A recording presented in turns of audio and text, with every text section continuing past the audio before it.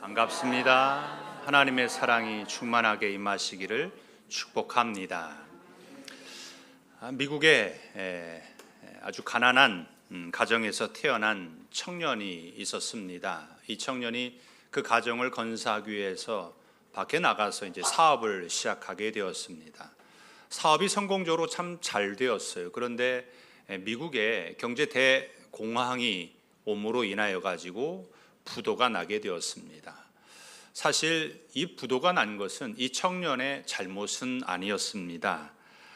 자신의 실수와 잘못보다는 거래 업체의 부도로 인하여 가지고 파산했기 때문에 나름 면책이 가능은 했지만 청년은 자신의 책임이라고 하면서 그 빚을 본인이 하나씩 갚아 나가기를 시작했습니다. 어떤 사람이 한 번씩 물었습니다. 왜 당신은 그 빚을 혼자 그렇게 갚으려고 합니까? 이렇게 물으면 항상 똑같은 대답이었습니다. 저는 크리스찬입니다. 저는 그리스도인입니다. 이렇게 대답을 했습니다. 그리고 모든 빚을 갚고 난 뒤에 이 청년이 다시 사업을 시작했습니다. 미국에서 가장 영향력 있는 식품 회사의 대표가 된 이 청년은 불법적인 일도 저지르지 않고 직원에게 할 수 있는 가장 좋은 조건의 복지를 제공했습니다. 이윤을 남기기 위해서 그 당시에 사람들은 이 사람을 소모품처럼 사용을 했는데 그렇게 대하지도 않았습니다. 세상의 가치를 따르지 않고 성경대로 살아가고 또 성경대로 회사를 운영한 이 하인즈라고 하는 식품 회사의 창시자 헨리 존 하인즈가 자신의 인생에 있어서 가장 중요한 일은 예수 그리스도가 나를 구원하셨다라고 하는 것을 알리는 것입니다. 이렇게 고백하곤 했습니다. 이 하인즈는 하나님의 마음을 알게 된 것이죠. 한 영혼이 천하보다도 귀하다라고 하는 그 마음을 이 하인즈가 알고서 자신의 사업이 돈을 벌거나 이윤을 남기는 데 목적이 아니라 내가 예수 그리스도로 말미암아 구원을 받은 것처럼 어느 한 영혼도 자신의 식품 이 회사를 통해서 육신의 음식뿐만이 아니라 예수 그리스도의 복음이 전해 들어서 구원받기를 원했던 마음이 있었습니다.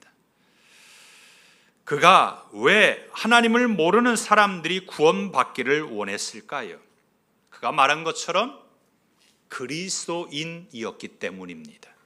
그리스도인은요, 하나님의 마음을 아는 사람입니다.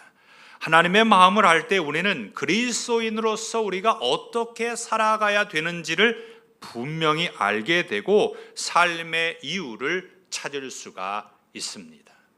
오늘 우리가 읽은 본문의 말씀은 너무나도 잘 알고 있는 말씀입니다. 요한복음 3장 16절 하면 예수님을 모르는 사람들도 길을 가다가 한 번쯤 들어보지 않았을까라는 정도의 말씀이죠. 이 말씀은 노래로도 불려집니다. 하나님이 세상을 그렇게 불려줘요. 그만큼 많은 사람들에게 불려지는 말씀이고 또 찬송입니다. 여기에 하나님의 마음이 담겨져 있어요. 하나님께서 얼마나 세상을 사랑하고 계시는지 하나밖에 없는 예수 그리스도를 이 땅에 보내어 주셨습니다. 그런데 구약 성경 말라기에 보면 이스라엘 백성들이 하나님께 하소연을 합니다. 언제 어떻게 우리를 하나님이 사랑하셨습니까? 이렇게 이야기를 해요. 말라기 1장 2절 말씀입니다. 여호와께서 이르시되 내가 너희를 사랑하였노라 하나 너희는 이르기를 주께서 어떻게 우리를 사랑하셨나이까 하는도다. 나 여호와가 말하노라 에서는 야곱의 형이 아니냐 그러나 내가 야곱을 사랑하였고 말씀하셨어요. 하나님께서 내가 너희를 사랑했다라고 하니까 이스라엘 백성들이 하나님 어떻게 우리를 사랑하셨습니까? 이렇게 반문을 하는 거죠.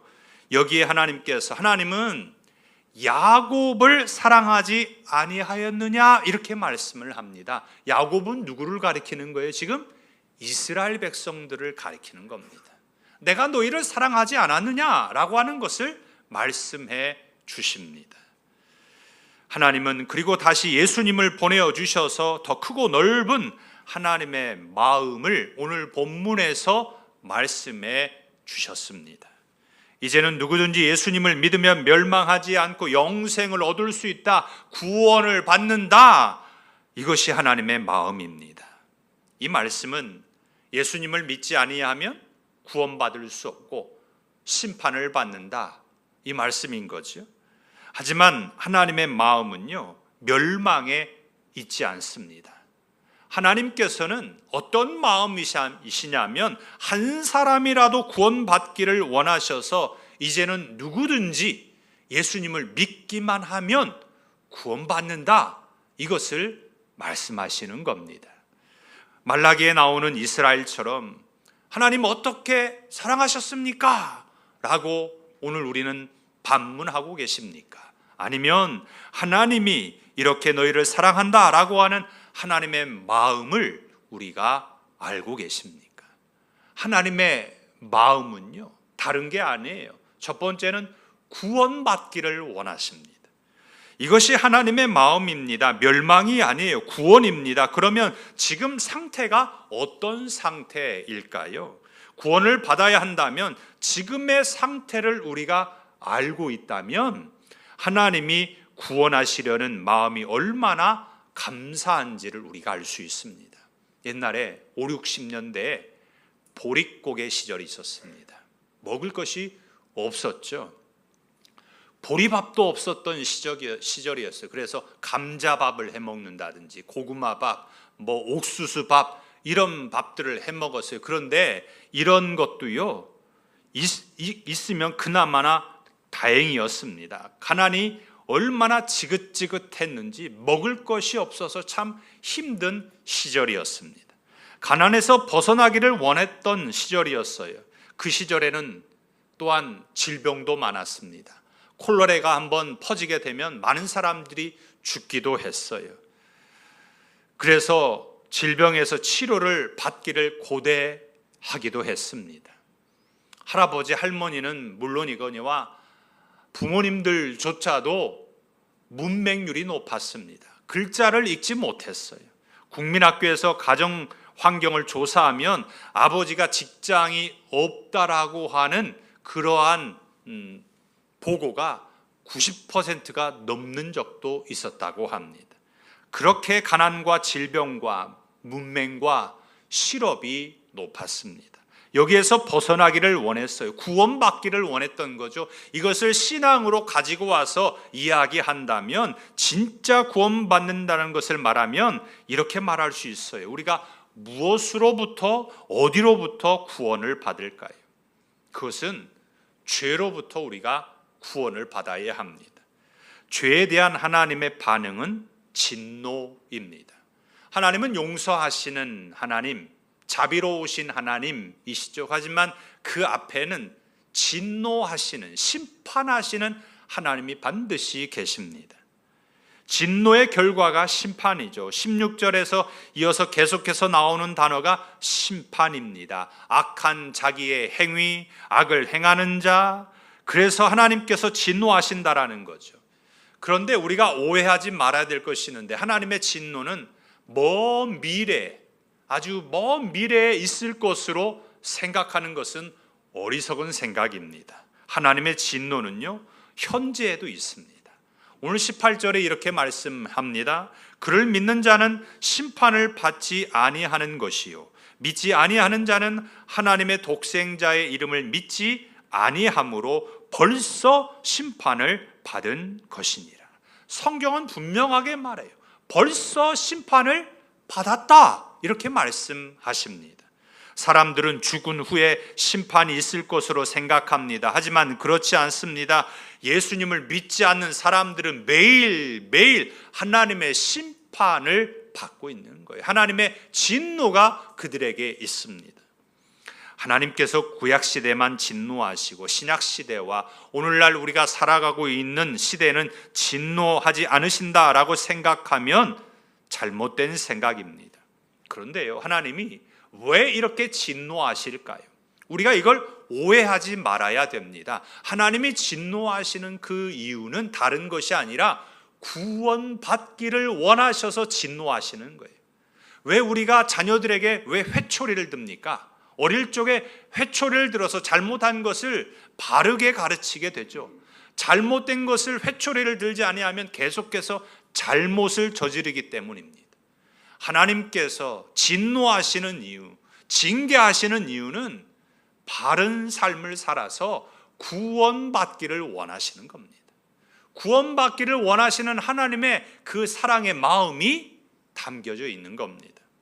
세례 요한이요, 예수님을 믿지 않는 바리새인과 사두개인들을 향하여서 이렇게 말했습니다. 마태복음 3장 10절에 보면 이미 도끼가 나무 뿌리에 놓였으니 좋은 열매 맺지 아니하는 나무마다 찍혀 불에 던지우리라.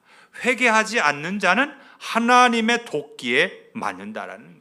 예수님을 믿지 않고 나 자신을 믿을 때 하나님의 도끼에 맞는 겁니다. 그러면 우리는 어디로부터 구원을 받아야 할까요? 영어로 말씀드리면 saved from what입니다. 우리가 어디로부터 구원을 받아야 되나? 무엇에서 구원을 받아야 되냐면 하나님의 진노라고 하는 것입니다. 하나님의 진노는 죄에 있습니다. 그리고 그 죄는 다른 게 아니에요. 성경에서 말하는 죄는, 근본적으로 말하는 죄는 뭐냐면 예수님을 믿지 않는 것이 죄입니다. 우리는 크게 생각해서 도둑질하고 남에게 해코지하고 사기를 치는 것이 죄라고 생각합니다. 맞아요, 그것도 죄죠. 그런데 근본적으로 하나님이 말씀하시는 그 기준에서 정하시는 죄는 예수님을 믿지 않는 것입니다. 하나님의 진노에서 아무도 피할 수 없습니다. 하나님의 진노에서 피할 수 있는 유일한 방법은 뭐냐면 예수님을 믿는 것입니다. 예수님을 우리가 믿을 때 그렇게 고백을 하죠. 뭐라고 말하냐면 주님 이렇게 말합니다.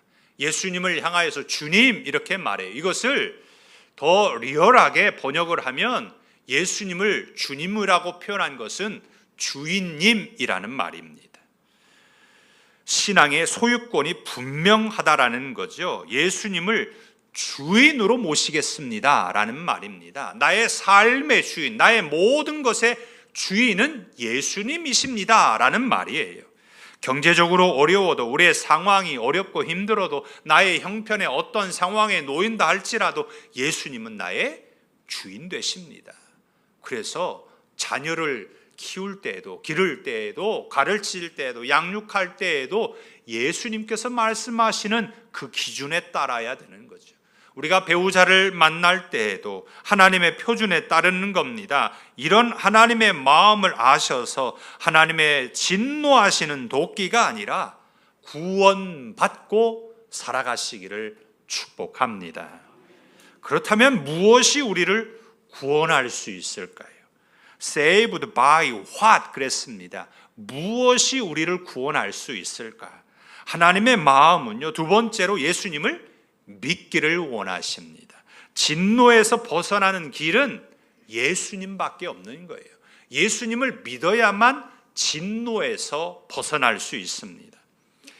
민방위 훈련을 하면 우리가 사이렌 소리가 나잖아요. 그 사이렌 소리가 나게 되면 모든 차들도 가다가 일시에 멈추게 됩니다. 다 멈추고 사람들은 어디로 가게 돼요? 방공호에 들어가게 돼요. 재난이 있게 되면, 전쟁이 일어났을 때 방공호에 들어갈 수 있도록 훈련을 하는 거죠. 그곳에 피하게 됩니다. 우리가 하나님의 진노에서 피할 수 있는 방공호는 예수님입니다. 자신의 지식과 학식과 경험을 믿는다든지 예수님을 믿지 않고 주변에서 들려오는 소리를 믿는 것은 진정으로 구원받는 것이 아닙니다. 우리는 예수님의 말씀을 따라야 하는 것이죠. 오늘 18절 말씀에 이렇게 말씀합니다. 믿지 아니하는 자는 하나님의 독생자의 이름을 믿지 아니함으로 벌써 심판을 받은 것이라 했어요. 이미 심판을 받았다 했습니다. 왜요? 주인 되시는 예수님을 믿지 않으니까. 심판을 받는 이유는 예수님을 믿지 않기 때문에 심판을 받는 겁니다. 주인 되시는 예수님을 따르지 않으니까 실패하고 유혹에서 치고 세상의 속삭임에 빠져서 인생의 방황을 하게 되지요. 이렇게 하나님의 마음을 모르기 때문에 예수님을 믿지 않고 심판을 받게 됩니다. 우리가 때로는 그런 마음이 있어요. 나는 십계명도 잘 지키고 11조 헌금도 하고 또 교회 봉사도 하기도 하고 새벽 예배도 나오고 열심으로 신앙생활을 하니까 우리가 구원받은 것으로 생각합니다. 하지만 우리가 알고 있는 것처럼요, 구원은 율법의 행위로 구원을 받는 것이 아닙니다. 11조를 하니까 구원받았어. 하나님 앞에 나와서 봉사하니까 구원받았어. 십계명을 지켰으니까 구원받았어. 새벽 예배 빠지지 않고 예배 빠지지 않으니까 구원받았어. 이것이 아니에요. 나의 행위로 구원받는 것이 아닙니다. 구원은 어떻게 받아요? 예수님을 믿음으로 구원받는 거예요. 우리가 예배드리고 교회 나와서 봉사하고 하나님 앞에 예물을 드리는 것은 구원받은 자로서 하나님 앞에 행하는 거지 순서가 바뀌면 안 되는 것입니다. 행위가 아니라 예수님을 주인으로 믿어야 의롭다 하심을 얻습니다. 예수님을 주인으로 믿지 않으면 안 되는 거죠. 우리의 문제는요, 뭐냐면 예수님을 믿는다라고 하면서도 예수님을 안 믿는 것이 문제예요. 말이 참 그러죠. 예수님을 믿는다고 해요. 그런데 예수님을 안 믿는 것이 문제예요.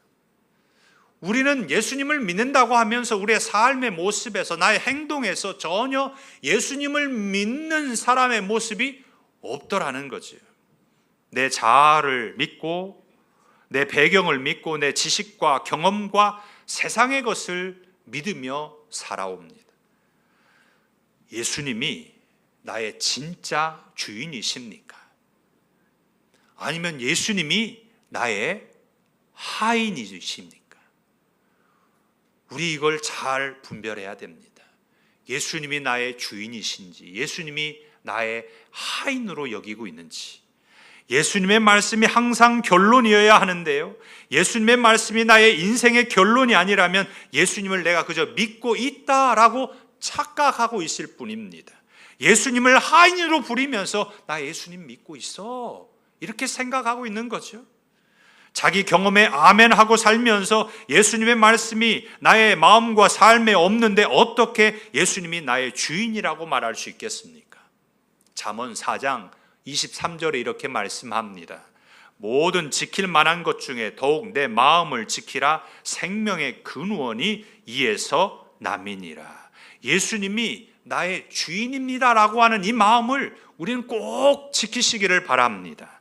그래야 구원을 받습니다. 하나님의 마음은요, 심판이 아니라 구원입니다. 17절에 그래서 이렇게 말씀해요. 하나님이 그 아들을 세상에 보내신 것은 세상을 심판하려 하심이 아니요 그로 말미암아 세상이 구원을 받게 하려 하심이라. 하나님의 이런 마음을 알고 우리는 예수님을 믿어야 합니다. 하나님의 마음은 심판이 아니라 구원을 받는 데 있습니다.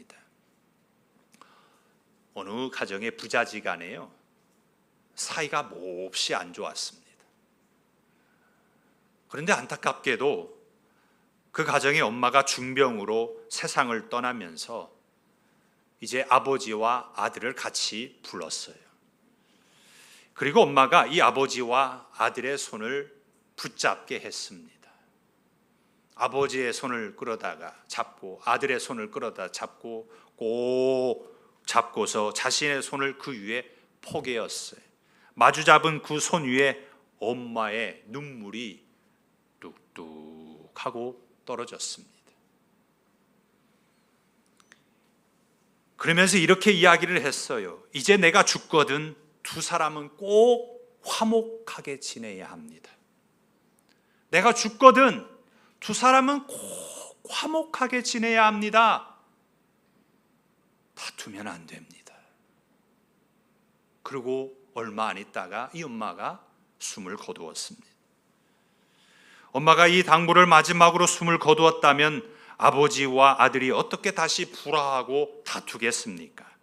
예수님이 범죄한 우리 때문에 진노하시는 하나님의 손을 잡아당기세요. 그리고 죄를 지은 우리의 범죄한 손을 또 잡아당기셨습니다. 그리고 꼭 잡게 하시고 그 잡은 손 위로 예수님의 십자가에서 흘리신 그 보혈의 피가 뚝뚝하고 떨어졌습니다.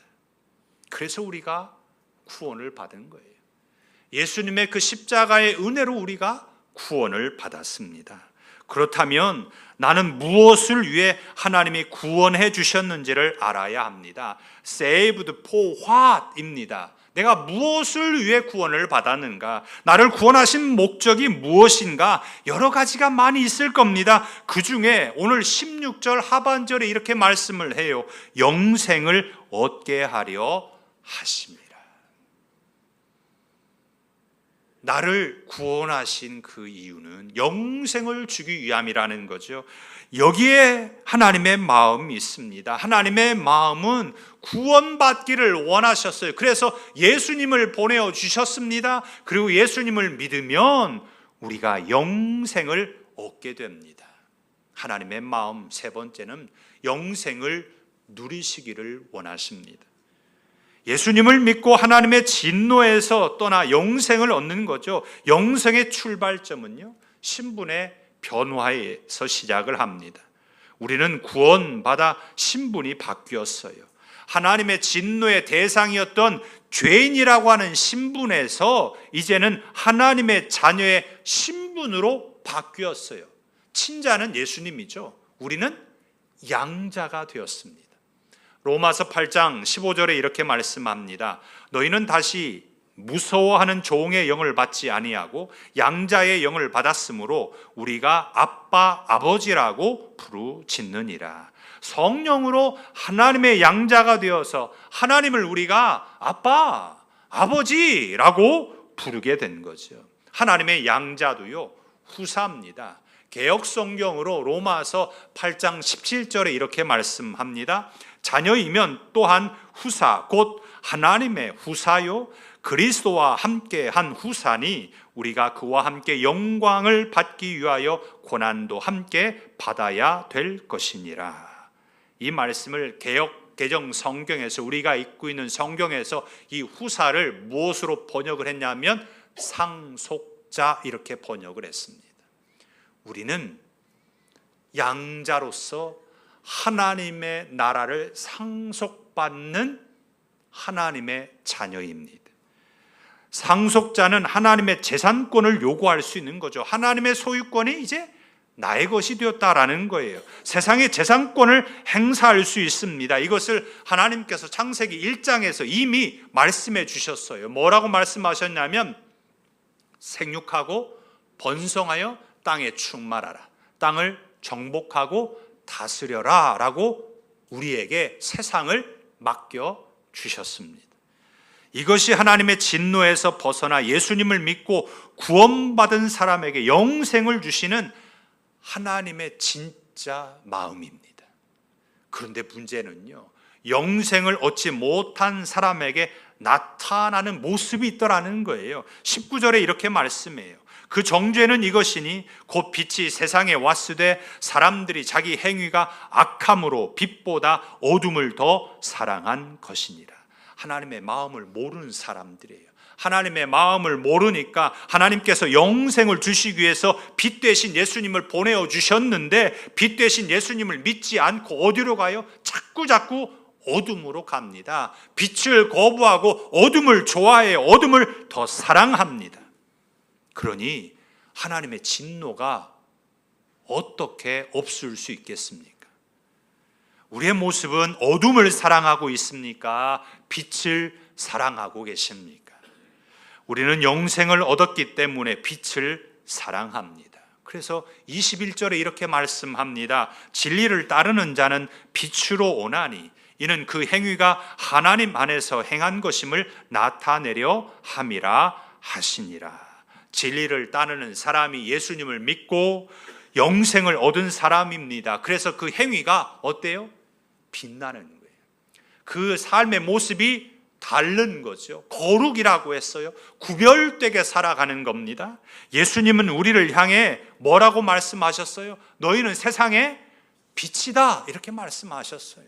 우리의 삶의 모습을 통해 빛이 드러나야 합니다. 어두운 세상에 비추시기를 축복합니다. 하나님이 주신 영생을 얻은 자로서 우리는 빛을 비추고 빛 가운데 살아야 합니다. 요한일서 1장 7절에 이렇게 말씀해요. 그가 빛 가운데 계신 것 같이 우리도 빛 가운데 행하면 우리가 서로 사귐이 있고 그 아들 예수의 피가 우리를 모든 죄에서 깨끗하게 하실 것이요. 빛 가운데 있는 사람은 사귐이 있어요. 교제가 있습니다. 그리스도 안에서 나누는 교제와 사귐입니다. 빛 가운데 있다라고 하는 것은 우리가 예수님의 피로 모든 죄에서 깨끗하게 되었다라는 말씀입니다. 우리 모두 다 영생을 얻은 자로서 빛 가운데 살아가시기를 바랍니다. 말씀을 맺고자 합니다. 우리 모두는요, 구원받은 그리스도인입니다. 우리는 이 정체성을 절대로 잊어버려서는 안 됩니다.